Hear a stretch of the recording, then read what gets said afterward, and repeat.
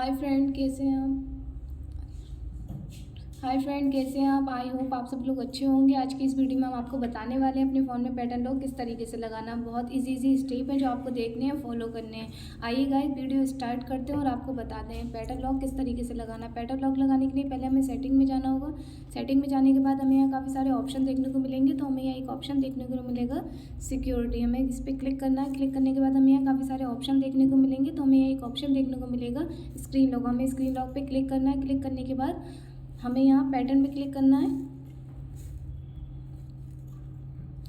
Click करने के बाद इस तरीके से आप अपना पैटर्न लॉक लगा सकते हैं। आप जो भी चाहे वो अपना पैटर्न लॉक लगा सकते हैं। नेक्स्ट करना है, एक बार कंफर्म करना है। इस तरीके से आपके फ़ोन में पैटर्न लॉक लग जाएगा।